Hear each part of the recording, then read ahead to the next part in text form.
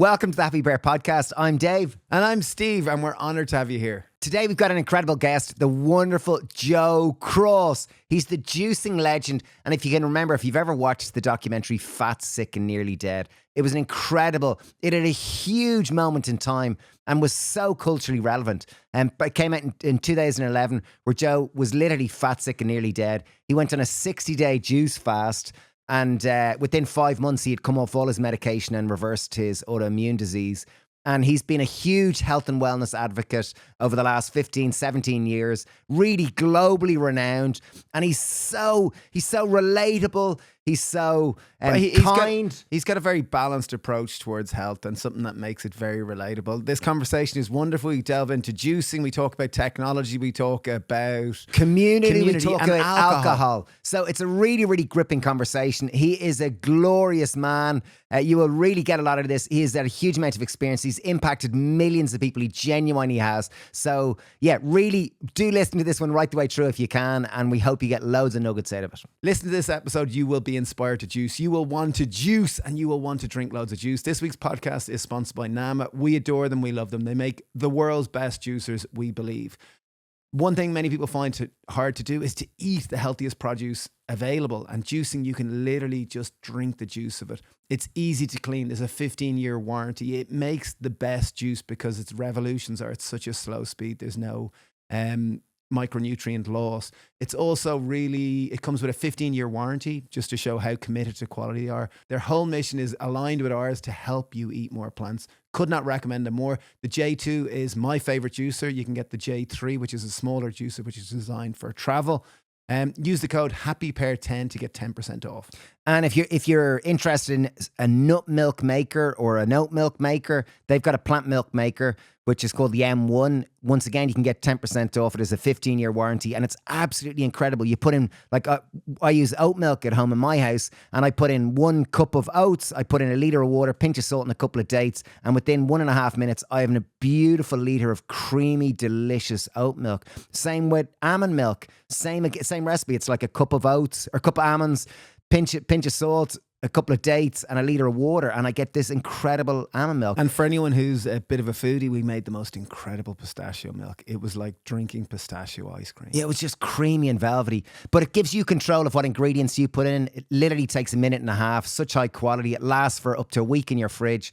You can get 10% off their M1 milk maker and all Nama products with the code HAPPYPEAR10. Simply use it at checkout. They've got a range of juicers, their milk maker, and lots of other merchant things there. So HAPPYPEAR10 at checkout. Big shout out to Nama for making such wonderful equipment that we just adore. And even right now, I'm sitting here wearing their t-shirt and their jumper because it's just, you wearing one too? Yeah, there you are. We're both wearing their t-shirts and jumpers because they're just so lovely. Joe, absolute pleasure to have you here. Really, really is. So for anyone who just clicked on this, can you share with them what you're hoping they might get from this conversation? Yeah, sure, boys. Well, first of all, thanks very much for having me on the show. Big fans of you boys. Look, I think that if you're just tuning in, what I'm going to talk about is the power of self and how you've got a set of arsenal and you've got a set of tools in your arsenal that can really help you combat possibly 80% of all the diseases that you're maybe in strife with. You know, any chronic illness. I know that there's so many chronic illnesses that you may be carrying that you can actually do something about and even repair. So we're going to talk about that. We're going to talk about the power of plants. We'll talk about the power of juicing and the power of not having other things and what that psychology is like by going without and just drinking juice like I did. So I think that's probably, guys, what they can look forward to understanding and hearing as we chat. Brilliant. And for anyone who clicks on it and goes, okay, well, that sounds great now. And who are you? Who are you, Joe, for anyone who's clicked on it? Yeah, well, look, I'm nearly...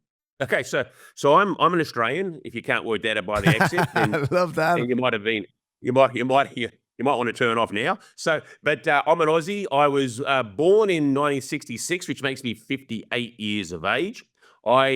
At the age of 35-ish, I got a severe chronic autoimmune disease called chronic urticaria angioedema, which is the fancy way of saying severe hives. And those hives came about not from what I like cold or sun. Mine were the pressure-related ones. So any physical touch, You shook my hand too much. I held groceries in my hand, holding a baby, lifting luggage, a seatbelt in a plane or a car. Anything pressure-wise on my body, I would welt up, and the histamine would run into my joints, and I'd not be able to open hands, move elbows. Terrible, terrible illness. And I had that for 7 years. And I decided to make a big change in my life with respect to that.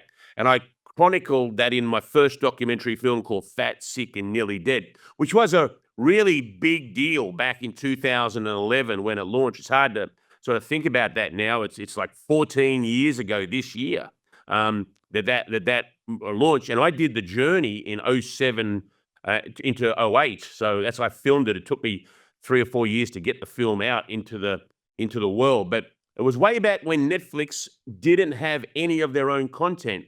And when it launched, it was the #1 documentary on Netflix for a few months, and that really helped with it being popular. And it just from there, my life has changed, and I'm in this world of wellness and juicing, and it's just been an incredible ride. And that's probably, if I had to sort of give a synopsis, obviously that's not my whole life. There's many other things I do, but if you wanted to sort of specific to the podcast, that's kind of the way to frame me. That's a great context. That really is. So it's nearly been 18 years in total now of your wellness journey. You've gone from, autoimmune disease to, wellness advocate, ambassador, and globally recognized as a wellness, individual.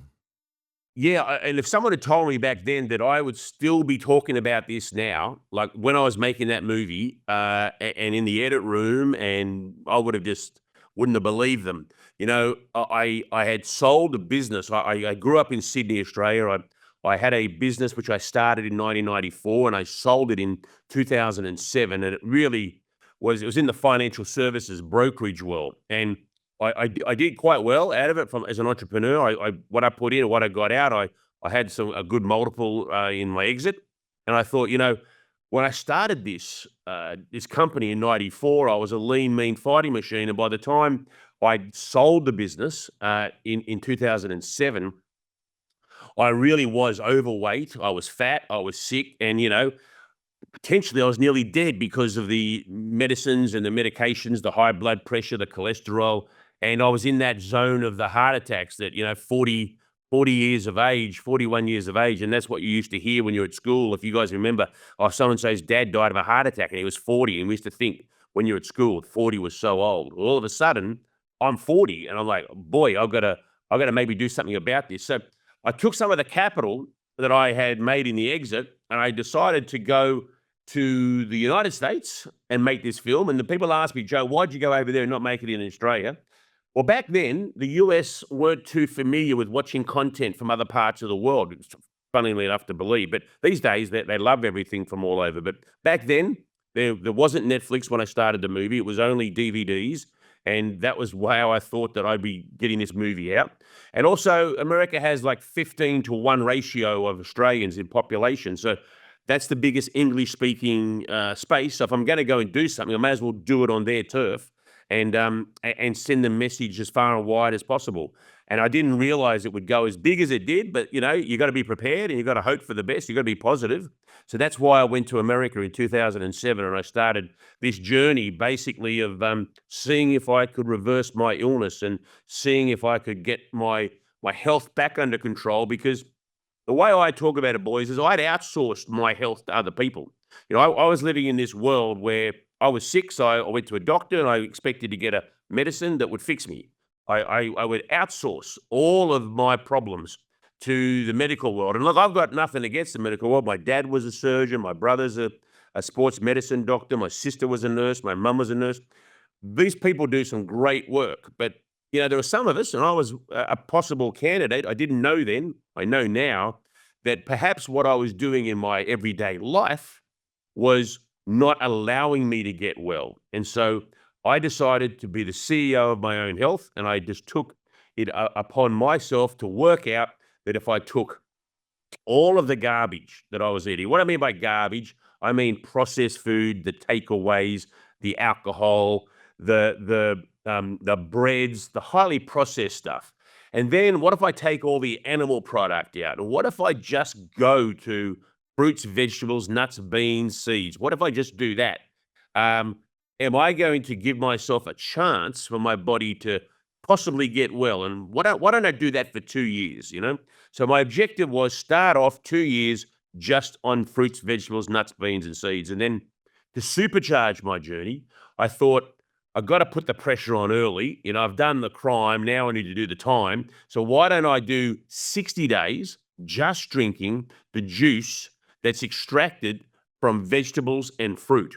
And so I thought, I've got to make this fun because you can't just do this in the kitchen. So I bought a truck, an SUV, and I got the camera crew in, and I just drove across America for basically 60 days. I spent the first 30 in New York area, and the next 30 I went across to California, traveling through about 20 states of America and just having a yarn and having a chat to people about their health. No judgment, because, hey, look at me. I was the one in serious strife, and I know how hard it is to take control of your own health sometimes. So it was an experiment, and an experiment that after 5 months, it didn't happen just with the juicing, but after 5 months, I was clear of my illness that I'd had for 8 years, and I was off all medications, guys. And I mean, had I known that was the case, I would have done it years earlier, you know. But I just didn't have that. The light bulb didn't go on.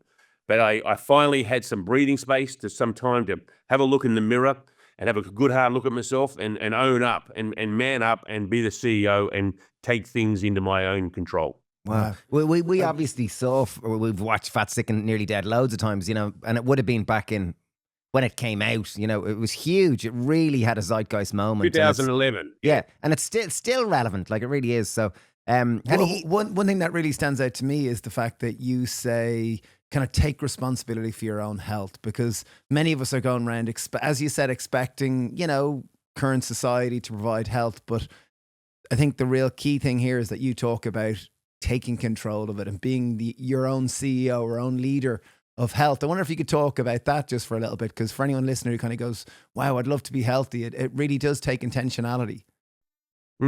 Well, you know, the last 2 feet of freedom we have in this world is the distance between your hand and your mouth. You know, there's not a lot of other freedom out there, right? I mean, you know, you want to do a lot of things. There's rules, there's programs, you got to get this and that. But what you put in your mouth is all on you. You know, after this podcast, if I want to order 25 pizzas from the bloke down the road, I can do that. And I could sit here. I don't know if I wouldn't be able to, but if I want to, I can do it. There's no one stopping me. There's no food police in my life.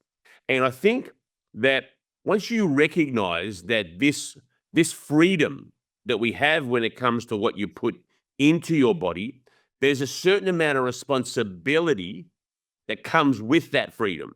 And there should be knowledge, and there should be an awareness. And I think that I was in the trap, or I fell into the trap, where I had society, you know, television commercials. I was subjected to advertisers I didn't even realize. And I would be driving along, I'd see a Coca-Cola sign, and I'd get thirsty when I wasn't thirsty before I saw it. And I didn't even know I was doing this, and I was just consuming. You know, the McDonald's, the Burger King, the Pizza Huts. It was just easy. It was so easy to press a button, make a phone call, get it delivered. And so I feel that freedom I had, I didn't really understand the responsibility attached with it. During my journey, when you take a whole lot of things out of the equation and you're only allowing yourself to do X, Y, and Z, when you put those parameters on, well, that's a real test of your fortitude to stick with that. Because the only person that, if you cheat, you're only cheating on yourself. You're not hurting anybody else. This is a really introspective, personal connection that you have with self. And, you know, there's not many places that occurs in life, you know, where it's just all about yourself. You know, we tend to be an autopilot. And that's what I think that really what happened to me is I took control of the steering wheel. I said no more other people being in control of my emotions, my feelings, food corporations telling me what to eat. I'm going to be aware. I'm going to be enlightened. I'm going to be present. I'm going to be focused, and I'm going to see if I go back to Mother Nature and knock on her door. I'd sort of abandoned her for a long time. If I go back and knock on her door, will she let me in, and will she nourish me, and will she help me? Now, it turns out it worked. Now, some people, it may not. They might have a chronic disease that's not about their lifestyle choices. It could be just a genetic problem. It could be something else. So I don't want to sit here and say, oh, this is the magic one that fixes everything. No, but I'll tell you what, there's a damn lot it'll fix, a lot. And, when you talk about most diseases today that people are suffering from in the chronic world, they're diseases of inflammation. And that inflammation that's inside the body, it's like it's an inflamed system. Well, there are very few people. There are some people that the salicylates, the glutamites, and the amines that are the food chemicals in vegetables and fruits, they have an intolerance for, but most of us don't. Most of us can handle those food chemicals and compounds that are found in Mother Nature's finest. So if you just feed the body that, and I'm not saying you do that for the rest of your life, I'm saying for a period of time, check out, take your time. We all go on vacations. We all want to have long vacations. So why not give your digestive system, why not give your bowel, why not give your blood supply a vacation? Why not give it the purest micronutrient value that you can and see if your body responds? So that's kind of the psychology that I went in with. Obviously not as defined as that, but that's the awareness that came during the journey and now all these years later. And what is it like 60 days juice fast? And I'm sure people are listening going, 60 days, like that's 2 months without eating. Yeah. Like, and you had gone from being, processed food, as you said yourself, where it was a very standard kind of Western, way of eating. What was the 60 days like? Can you because some people mightn't have seen the documentary. Could you talk through what that was like 60 days of juice fasting? So there's no question that the 60 days is the hardest thing I've ever had to do in my life. I don't want to sort of say, oh, it's easy, guys. No. It's the hardest thing I've ever had to do in my life. Wow. See, the first of all, you're going to go up against 2 great hurdles. The first one is your addiction and psyche of just the habit and the addiction you have to the sugar, fat, and salt. You're going to go up against that. So your body is just going to be screaming out. You're going to be in pain, like any withdrawal. Now, the good news is that doesn't last the 60 days. That's only, for most people, 3 to 4 days, and that's over. Some, it might need a bit longer, but it's about 10% to 15% of your journey maximum. You're gonna experience that. So that's the first hurdle. The second hurdle is you're up against the human instincts. So instinctually, right, as you lower your calories, as you don't have energy or you have very little of it, your senses become alive. Your hearing, your sense of smell, your eyesight, your touch. Your brain is on high alert looking for food. This is a mechanism that we've had for millions of years as humanoids, and 250, 60,000 years as Homo sapiens. I mean, we have the senses built in to eat, because how good would it be if we didn't need to eat? How much time would we save? How much money would we save if we humans didn't need to eat? It'd be phenomenal, right? Everyone would be thin and lean and there'd be no problems. It'd be great. The restaurant business wouldn't do very well, but still, it would be fabulous. But we are not built that way. We've evolved where we need to consume caloric information and energy to survive. So you're going up against these 2 heavyweights that are going to play on your mind. So you need to have something to counter it. You need to have a why. You really need to have a genuine, solid reason to do it. I think if you just go in and say, I want to lose, 10 kilos and 20 kilos, it's not good enough. It's not enough. Many people will fail on that. But if you've got an autoimmune disease and it's a chronic illness and it affects your life, and like mine, whereas I couldn't hold a baby, I couldn't strap myself in with a seatbelt, picking up luggage, couldn't play golf, couldn't go and lift weights, couldn't play tennis, had to be very creative when it came to being intimate with a partner. There's all these things of touch and pressure that we all take for granted. But when you are put in a position where things that are physical pressure and force on your body will leave a mark for 4 to 5 hours and give you pain, you trust me, there's a good enough incentive to go and take that on to see if you can heal it, particularly after 8 years, particularly after taking medicine and there's no end in sight. And the doctor's saying, you've got this for the rest of your life. And I'm going to prove you wrong, doc. So there's a great incentive. So you need the why. The other thing you need to do is you need to, what I think so, is you need to create a story and a visualization inside your body where if you think about everything in your body, it's like a military. And the military is really good at combating disease. But like any military in the world, if you cut off supplies for what it needs to fight, then that military is going to give up and it's going to get beat by the disease and the illness and the inflammation.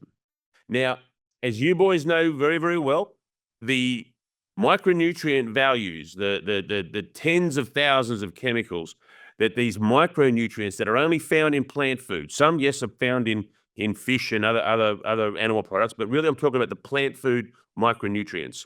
You know, they are the energy, they're the information systems that I like to think help our cells communicate. So this is like the artillery. This is what your military inside needs to fight disease. And I had cut the supply off. See, I wasn't having fruits and veggies. I mean, the only veggies I was having was on my, pizza, a bit of pineapple with the ham, So I wasn't having much fruit and veggie at all. I really wasn't. I turned my back. So I psychologically said, okay, I'm going to give my military everything they need. I'm going to let them go to work. I'm going to rest. I'm going to take the things out of my diet that help the enemy. And I'm going to only put in the stuff that helps my team. And I'm going to let my team go to work while I'm resting, while I'm sleeping, while I'm driving across, talking to people, making a movie. While I'm doing all that, I'm going to allow my team to work for me. So having that psychological vision for me was very important, because when I was wanting to break, when I could smell the food on the cameraman and the sound guy when we stopped off, and I'm just waiting in the car somewhere in Arkansas, and they come in and say, "Oh, that chili was fantastic," or "That burrito was great." I could smell it all in their breath, And it was window down. I didn't want to, but we don't want to smell it, and it would drive me crazy. All the food signs as you drive across America, the icy coat with the big ice in it and melting, all the droplets coming down the glass. It just plays on your mind. I'm like driving along, blocking these out with my hands. I don't want to see them. So Wow. it really was a psychological test. And look, I'm not going to lie, having the camera crew help me, because, I'm paying, all this money to have them there. So it'd be stupid if I failed, right? So that helped. But just having that carrot, the real stick for me was what I shared with you earlier, that I really was so tired of being sick. I'd had enough. So I hope that helps. But I will tell you that, I will tell you that after about 15 days, it got easier. I will tell you, after 45 days, I didn't want it to end. Like, as Wow. we got to 60, I was feeling so alive. I was feeling so free, so energetic. I liken it. I've talked about, it's like going to the top of the mountain and having the vision and to be able to see, and the calmness. I was super calm. I didn't have any no anxiety, no aggression. I was at peace, and I couldn't afford to go longer because the film crew was costing me like $5,000 a day. So I couldn't go any longer. But had I not had a crew, I could tell you I probably would have gone and done 100. I probably would have gone and kept going, because I didn't feel like eating. It was a real challenge to get up in the hot air balloon, and I bit into the green apple to break my fast. And I did I legitimately bit my cheek, because I hadn't chewed for 2 months. I've forgotten how. But it was so it is important to understand that the longer it went on, the easier it became. It was that challenge in the beginning, those first 15, 20 days was the real tough challenge.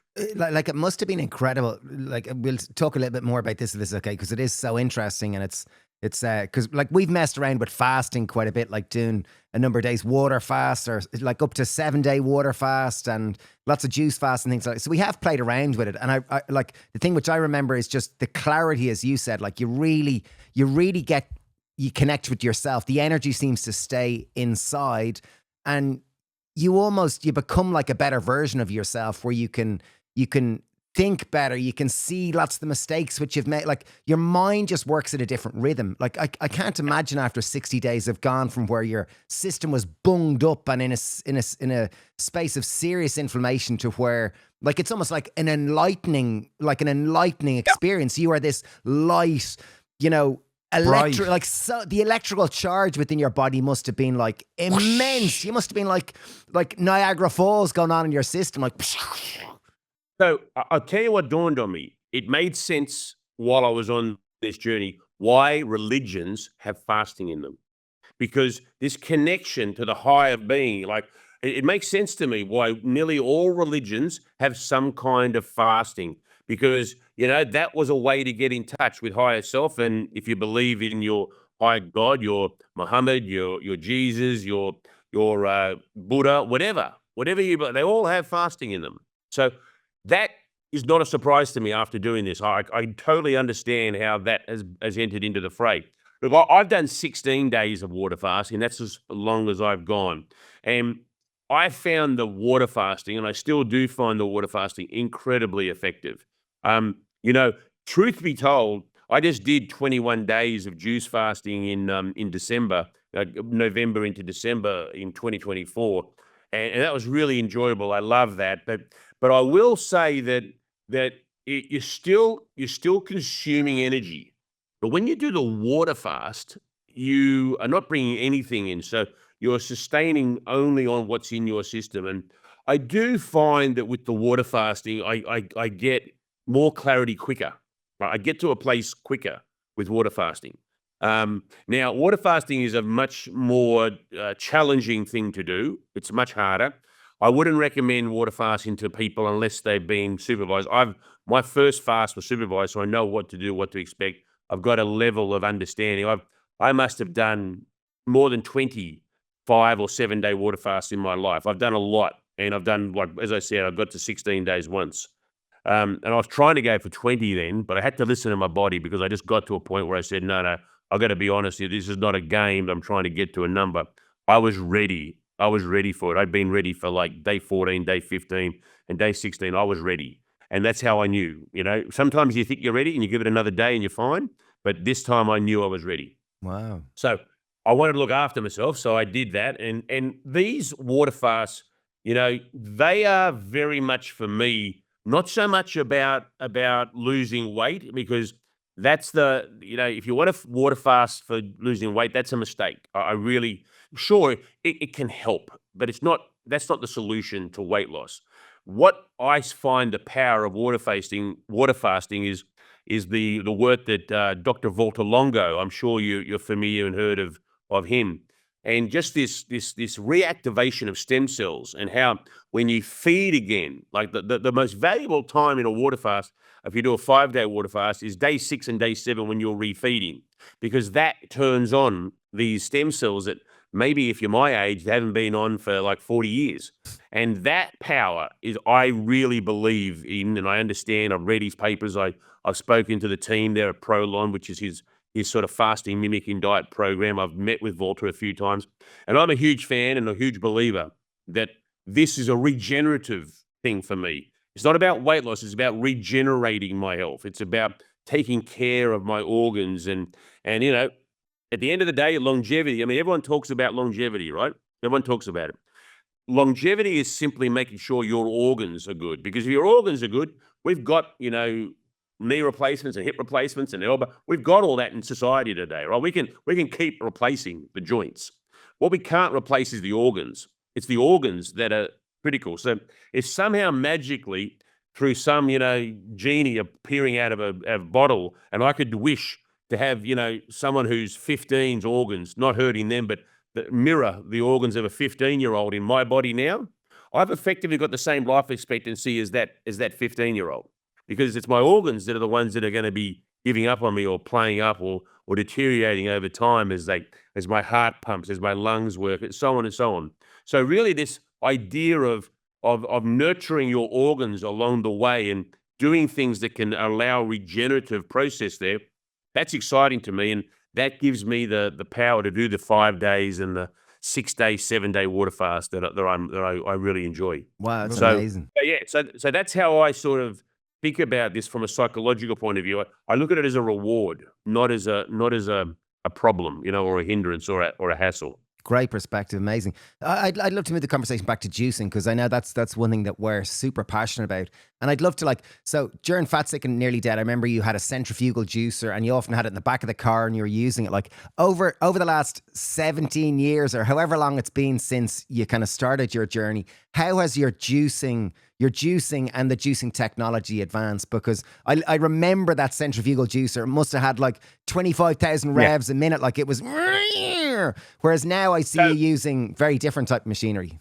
Yeah. So look, like everything in life, technology has really come on in many, many areas. And I use a Nama juicer. I think you guys do as well. Yeah, A lot you of love people huge believers that I talk to use the Nama machine. Now, full disclosure, I was involved in the startup of that and getting involved. I was talking to Dan, who I know has been on your show, and we talked at length about what would be the best way, and how do we make this easy for people.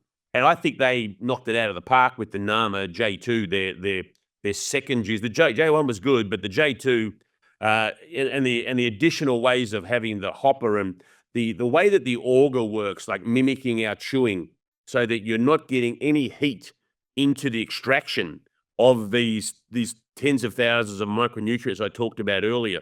We want to try and preserve those, and sometimes cooking our veggies also damages those. So, and I'm not telling people not to have steamed or roasted veggies. I love them, but if you want to just think about a balanced way of really supercharging your micronutrient intake, I really don't think there's a better way than juicing 5 or 6 different veggies with some fruit if you need to sweeten it up. I really don't know a better way, because if you take 6 or 7 stalks of celery, I've tried this. That can take an hour to chew. 400 calories of celery, and you burn maybe 150 calories just trying to eat it. So, just to get that nutrient level that's in so much carrot or in so much celery or in so much kale. So if there's a way of extracting the water that's trapped in those plants, see, the micronutrients are in the water. They're not in the fibrous protector of, say, the kale or of the carrot. They're not in the fiber. The nutrients are trapped in water bubbles inside the plant. So when you juice, as long as you juice them, in a cold press way where you're not generating heat, which is what the Nama juicer J2 and J1 and J3, all of them do this, but I'm just specifically talking about the J2 because they created a large hopper and think for batch juicing, because I love to juice a lot at once. So this is the first time that I'm able to really make juicing easy to produce 7 or 8 bottles, 10, 12 bottles of juice at a time, which means only one cleanup. So that's why I'm very excited about the J2 as a base and the large hopper and the things you can do to it. So this, to me, extracting that water that's trapped in plants. Now, a lot of people might be listening and saying, Joe, but you're leaving so much fiber out, mate. You're leaving so much fiber. Yeah, I don't know. I know I am. And I'm doing that on purpose, because if I put the fiber in with all that celery, I can't consume as much. So I'm actually getting more nutrients by juicing than I would be by eating. But fiber is still a critical, important part of my regular diet. So I'm still going to have a fruit salad every now and then if I switch it up.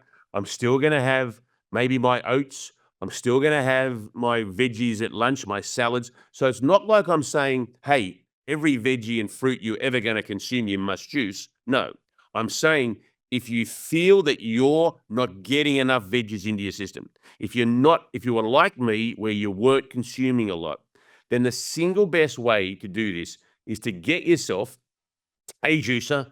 I recommend Nama, but hey, if you've got something else you want to grab, I'm never going to criticize anybody for the machine they use.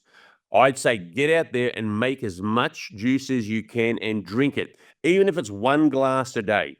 You put some kale, you put some lemon, you put some celery, some cucumber, put some ginger in, maybe you put some pear or apple, a bit of orange or pineapple, watermelon. You put something sweet in there with that. And, maybe the sweetness is 10%, 15% of the volume. And you are drinking like it's garden in a cup. I mean, you are supercharging. I mean, talk about vitamin water. This is the fair dinkum true vitamin water. So that's where I think the power of juicing is that if you can manage that once or twice a day, then you will not know yourself after a month. And so the idea of what Nama does really well, which is why I'm so proud of the company and I talk about it so much, is they're all about habitual habits, like generating habits. And if this is a habit thing, just having one green juice a month is probably not going to have any impact on your life. But having one a day for a month, just think about how much micronutrients you're putting in those 30 glasses for that month that you wouldn't have done. Because go and look how much produce it takes to make 1 glass of juice. And then you'll see, wow, it's as though I ate all that. Because realistically, when you eat the produce, when you eat fruits and veggies, you're just essentially, what goes out the back door is the fibrous part of the plant that was holding all the nutrition together.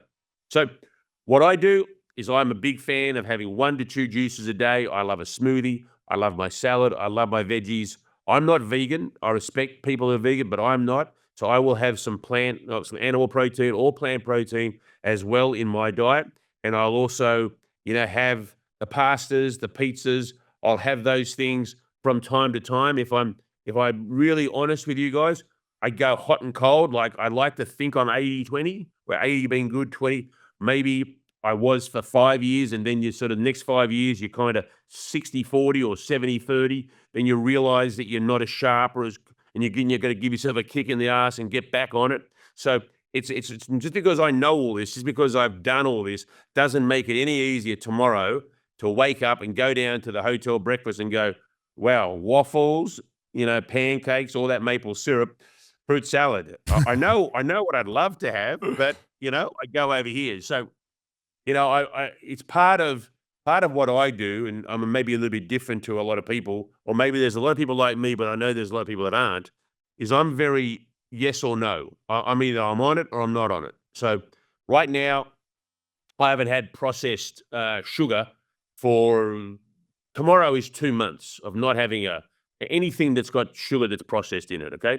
And I know that I feel a lot better by not having that. But is it difficult over Christmas, not having some cake or not having chocolate or not having some ice cream when you go to a cinema or whatever? Yeah, I find that tough. But psychologically, by not having it and getting the momentum, I don't crave it now. I don't feel like it now. So I'm not missing it now.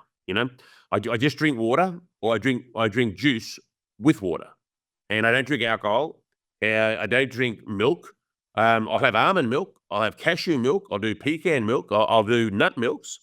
And people say it's pretty boring, Joe, and do you miss alcohol? I haven't had a drink since 2007.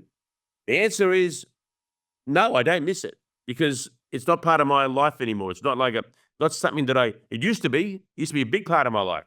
Maybe if I'm in the south of France and I'm on some friend's yacht and they're all drinking rosé, maybe I've missed that a couple of times over the years, but I'm very rarely on yachts, so it doesn't really matter.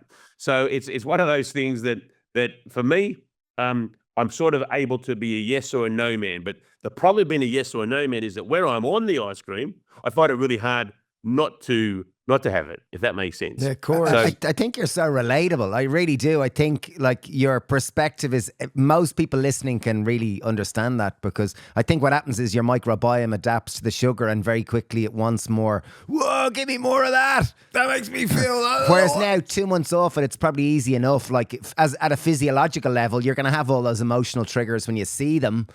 But one thing that comes out strongly with me, Joe, is what's the role of community? Because we live in an environment now that's ultra processed foods. It's more people are overweight or obese typically than aren't. It's very difficult you're going against the grain if you're eating predominantly a healthy diet.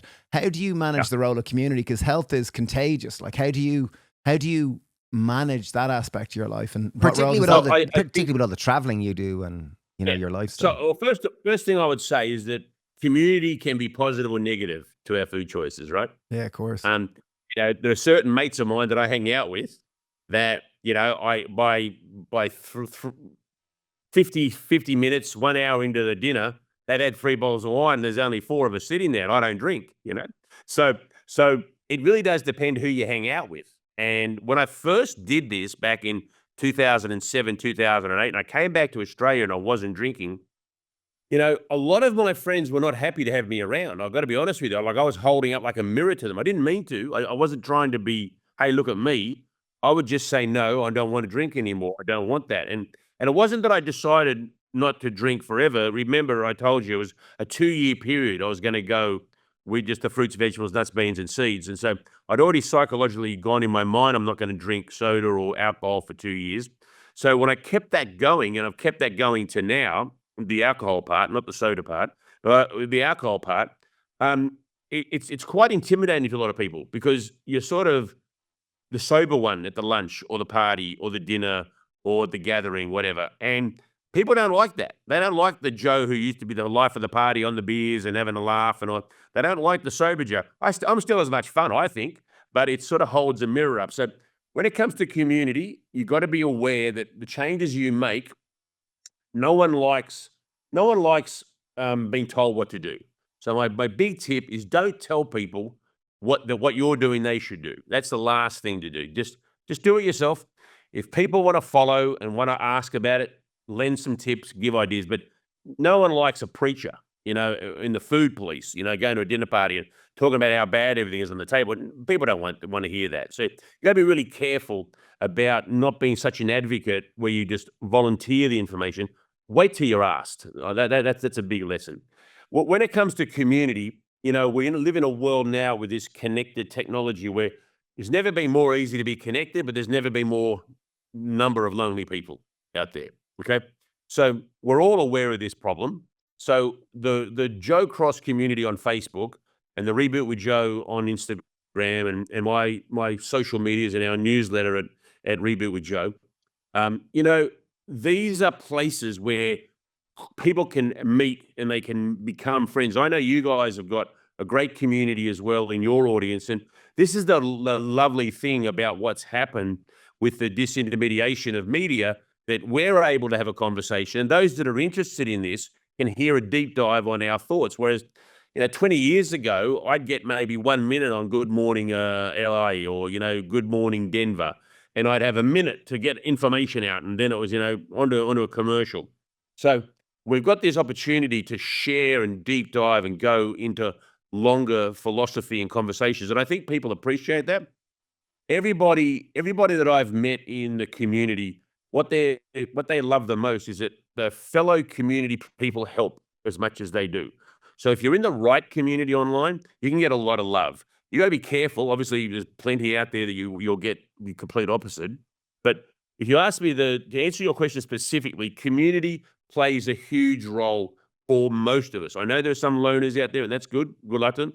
But most of us need people. You need the support. You need to be able to get that pat on the back.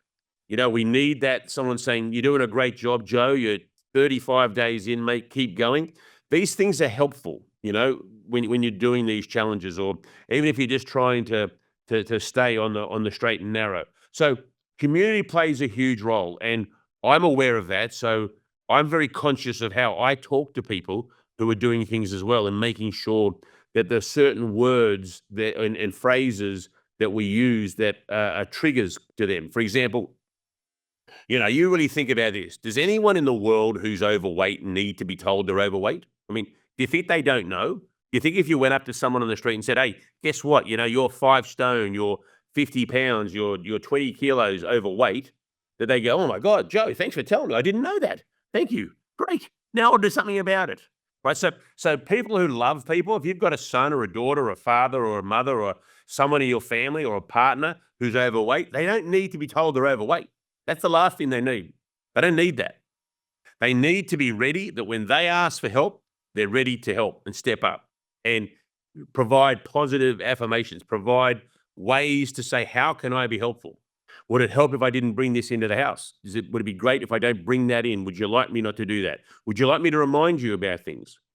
How can I help? Not to say you do this, this, and this, and I'm going to watch you and put the big stick over your backside if you do anything wrong. Those don't work. This has to come from within. Every change, successful change that I've seen in my community, and there's been tens of thousands of them, they come from within, but they've come from within with support around them. So the answer is community is absolutely essential, but you've got to be smart about who you pick and which community you move in. Yeah, Great 100%. tips, great tips. No, I want to ask when you asked the last one. Okay, yes, sir. I want to say, okay, You're doing great, Joe. You're wonderful. Yeah, you really it's a joy are. to You're chat to you. brilliant. I'm enjoying this immensely. Great. So it's been about 17 years of your wellness journey, and I just love to know, like you came out, you were like a rocket launcher, like going from fat, sick, and nearly dead to becoming this incredible beacon of hope and transformation, inspiring so many people. And it was probably easy for the first couple of years because everyone was looking at you and the world was looking at you, and it was easy enough. You were this advocate and you had to think. But over the last kind of 17 years, the full journey of it, what have been the key pillars that you've learned that really hold you up and have sustained you to now being 50 where you are today? So if I had to say key pillars, I assume you're talking about like what I think is important that I've learned along the way. Yeah, in terms of health, and wellness at large.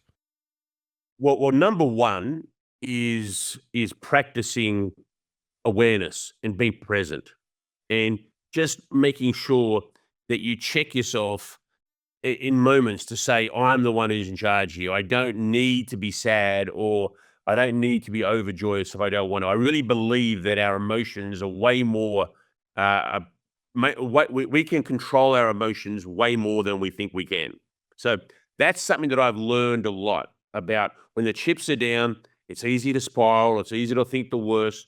But I think that one of the great skills that I've generated on this journey is to be able to pick myself up, dust myself off and say, get back on the horse. It's going to be okay. If we, do one step at a time, let's not worry about the destination. Let's focus on the journey. And that could be in work, that could be in relationships, that could be in health, that could be in anything. You can apply that to anything in life. So that's one of the big pillars. Another big pillar when it comes to health is the power of sleep and just how important sleep is. I've learned over the years that sleep is mission critical.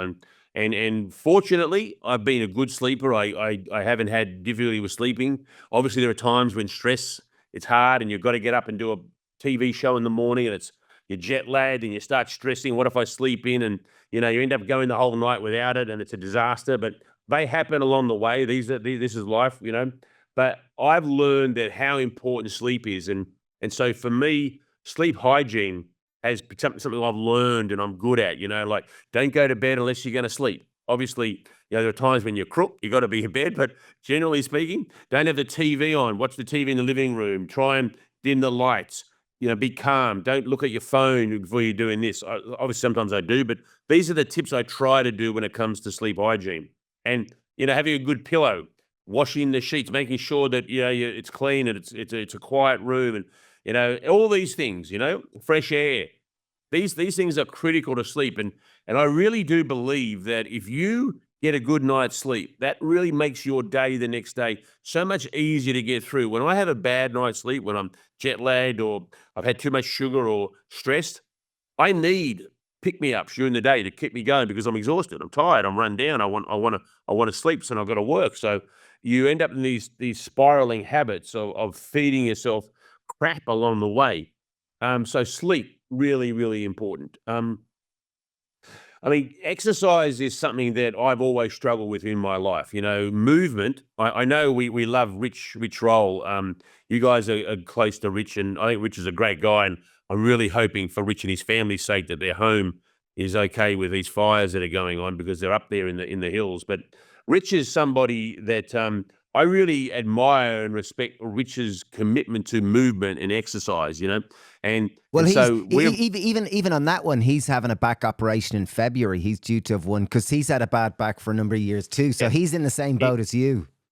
exactly, yeah. Well, we haven't talked about my bad back yet, but we can get to that if you want to. But yeah, I've got an operation coming up for my.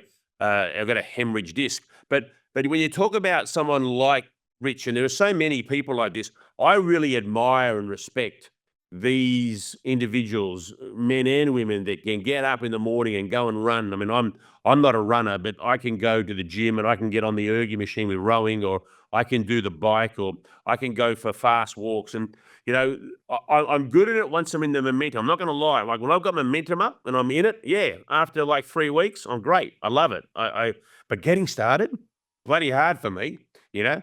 And I'm sore, and I go, what am I doing? So to me, the challenge, if you sort of said, what's your challenge, Joe? Sleep well, enlightenment well, all these other things, community choosing.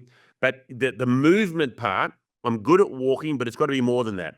The lifting the weights, going to the gym, all these things, I should be better than that. And I'm still working on that, but no one's perfect. But they're the areas that I've learnt that I need it, but I've got to be better at it. Yeah, we all have our Achilles heels. In terms of just it being January, and many people are trying to do a dry January, and your relationship with alcohol, how have you found, one, giving up alcohol, and two, the benefits of giving up alcohol? Because it's something that, we haven't drank for about 24 years, and it's something that has had a radical positive benefit to our lives. Look, I think that if somebody, let's just imagine a world with no alcohol right now. Just imagine it doesn't exist. There's no alcohol in the whole world.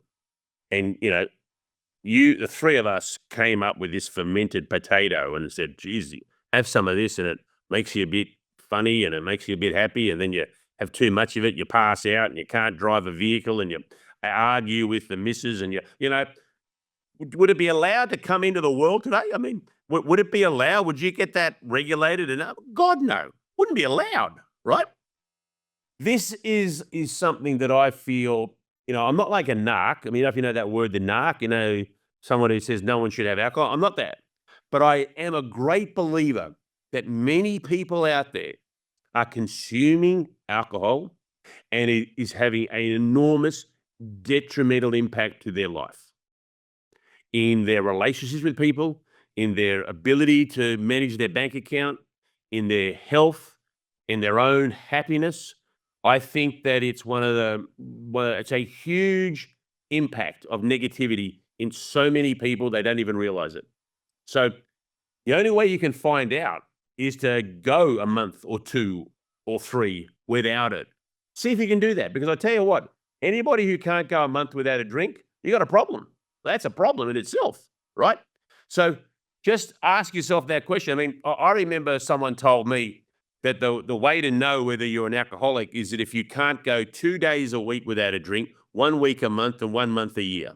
So if you do all of that, it works out to be about a third of the year, 4 months of the year of not drinking. If you do that, 2 days a week, 1 week a month, and 1 month a year, don't drink.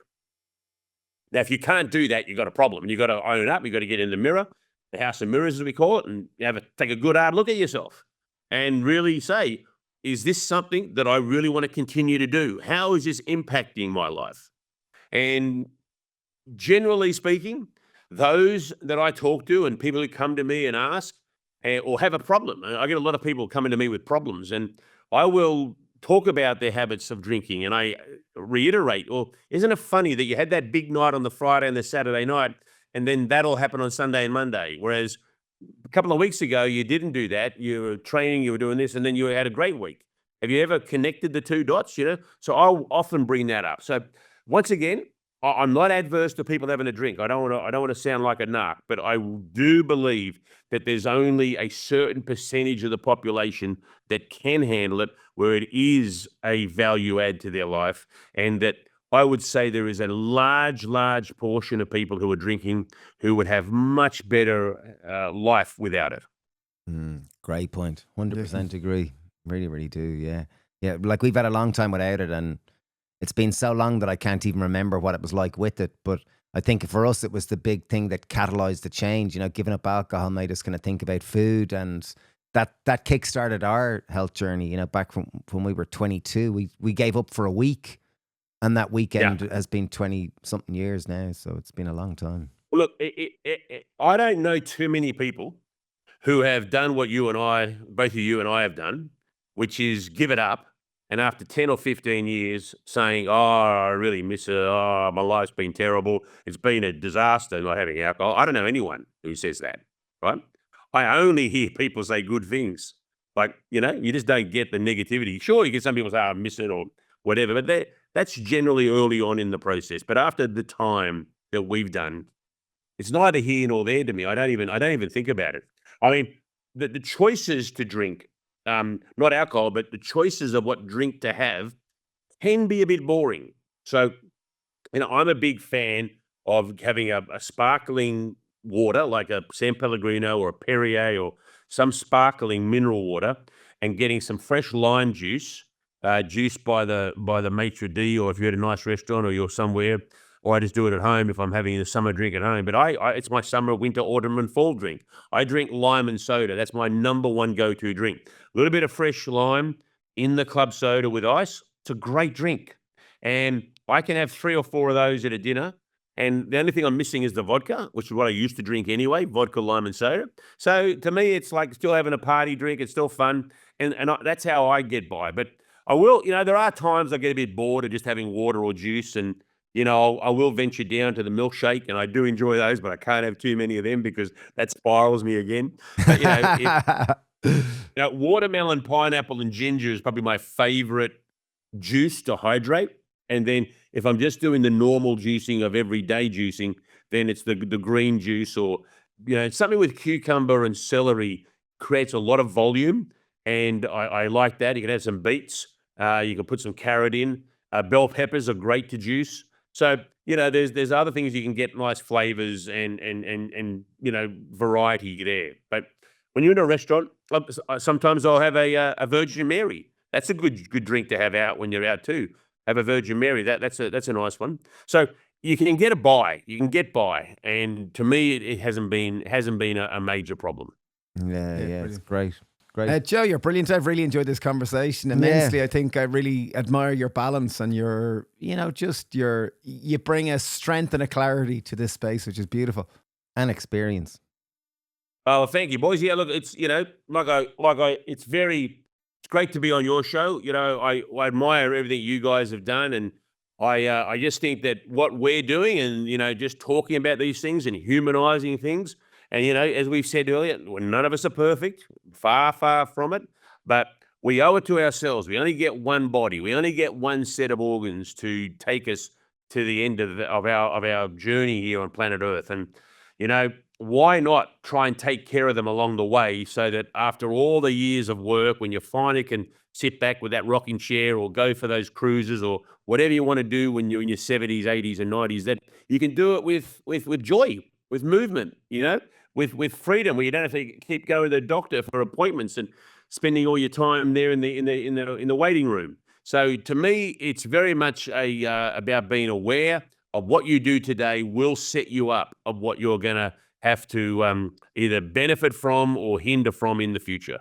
So I think it's great that you guys are doing what you do, and it's fabulous that we can all get on these sorts of technology and chat about it. Yeah, I love it. Yeah, you're brilliant. Yeah, thank you. Keep up the mighty work, and I wish you all the best. The back and if we ever come out to Sydney, we'll connect with you. Boys, if you come to Sydney, I'll take care of you. We'll have a great time out here. I'm only here in the summertime. I follow the sun, so I'll be up your way. Thanks, boys. Look forward to meeting you in person. Yeah, I'll look forward to it too. And great meeting you guys here. And as always, juice on, boys. Juice on, I love it. Thanks, Joe. Thanks, Mel. Have a good day. Yeah, cheers. Have a good evening. Cheers. Bye. Bye. Cheers. Bye.